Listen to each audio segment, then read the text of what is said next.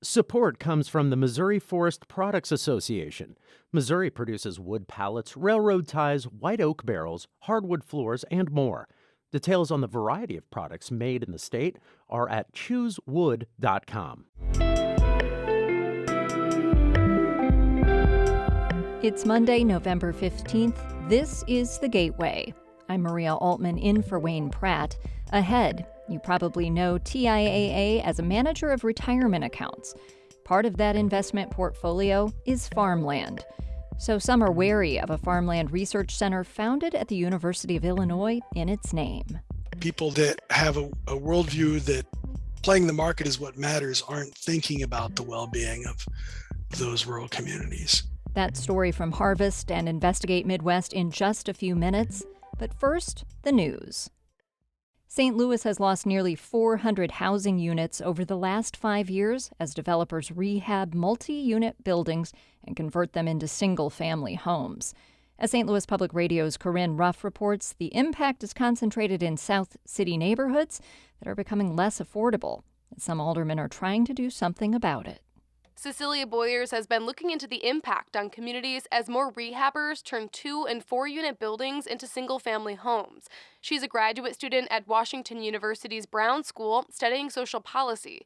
Using data from the assessor's office and the census, she found that neighborhoods around Tower Grove and Benton Parks are experiencing high conversions and displacement. But it was very clear that the neighborhoods with the most conversions were definitely also seeing signs of lower income families moving out and Black families moving out and higher income families moving in and white families moving in. Some aldermen are drafting a bill that would impose a fee on developers for reducing the number of units when rehabbing a building. The money would go toward affordable housing.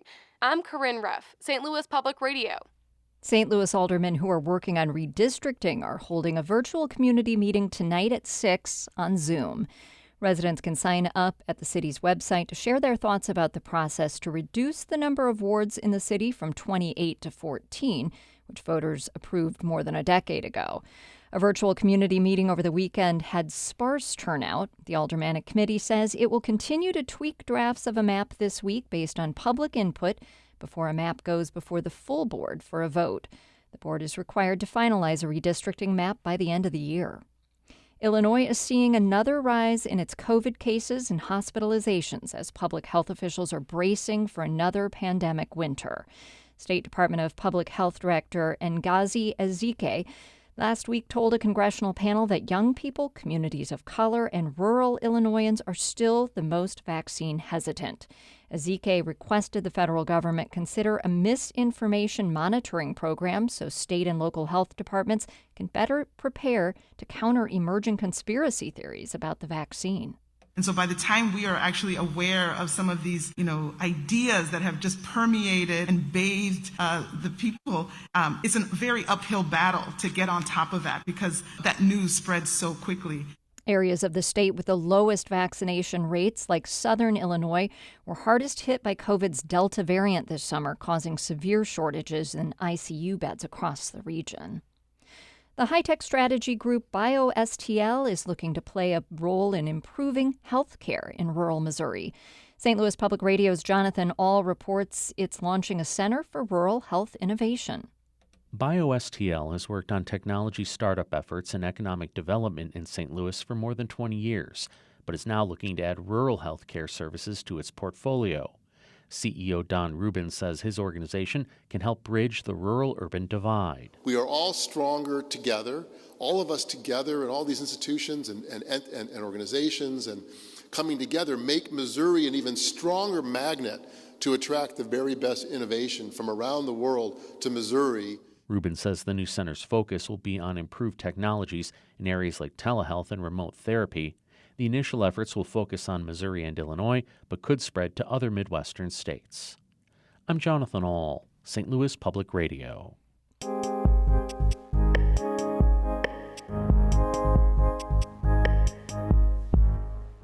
In 2013, the largest farmland asset manager in the world made a big gift to the University of Illinois. With $5 million, the university founded the TIAA Center for Farmland Research. But as Harvest Public Media's Dana Cronin reports, some say the investment manager doesn't have farmers and rural communities' best interests at heart. You probably know TIAA as a manager of retirement accounts. It's a huge player in that market. In over 100 years, we've never missed a payment. Guaranteed monthly income for life. And part of that giant investment portfolio is farmland. Because as it turns out, farmland is a really good investment. It's stable and tends to increase in value year to year. And as the saying goes, they're not making any more of it. So farmland is increasingly viewed as a commodity, something to be bought, sold, or rented. And the TIAA Center for Farmland Research, housed at the University of Illinois, is evidence of that. The $5 million donation that made the think tank possible is the fourth largest corporate gift the university's agriculture department has received in the last 10 years. That's according to data obtained by Harvest Public Media and Investigate Midwest through the Freedom of Information Act. Bruce Sherrick is a professor of farmland economics and the center's director. When people ask me what I do, I say I'm interested in anything that affects farmland values. Anything that affects farmland values. Who does that matter to? Anyone who cares about farmland values. He says that's not just the center's benefactor. That's farmers, that's investors, that's input dealers, that's crop insurance people. But some say focusing on farmland as just a commodity puts investors over the communities that rely on the land. Gabrielle McNally leads an initiative at American Farmland Trust that supports women landowners. She says corporate investment in farmland drives up the cost of the land, and that can make it harder for new people to own farmland. And it is by and large women and folks of color who kind of make up this sort of the new and beginning farmer group. Research also shows that conservation often falls by the wayside on plots of farmland owned by corporations. TIAA has also come under fire for working with a land grabber to acquire some of their Brazilian farmland. That's led some of TIAA's own clients to speak out, like University of Iowa anthropology professor Laura Graham. Her research focuses on indigenous communities in Brazil. Her retirement account?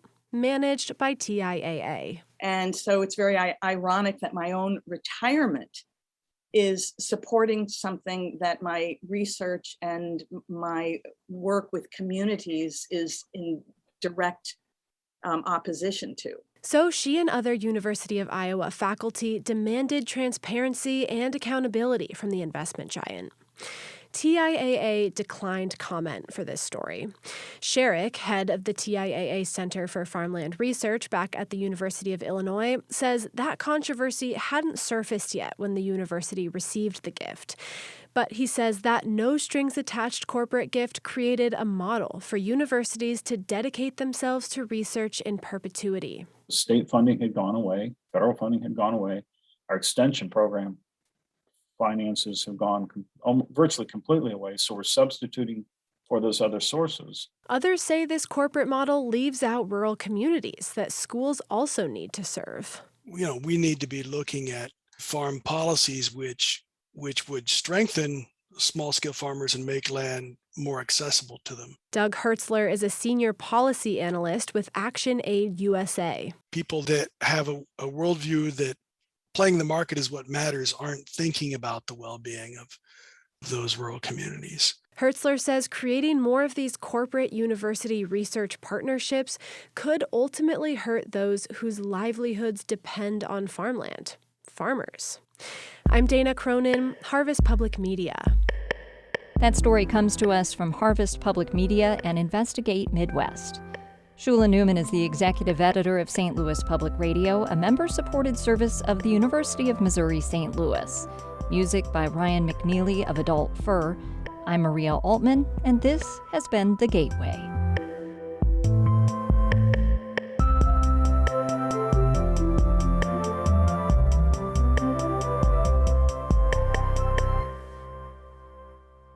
Support comes from the Missouri Forest Products Association, providing more than 41,000 jobs in the production of wood pallets, railroad ties, white oak barrels, hardwood floors, and more.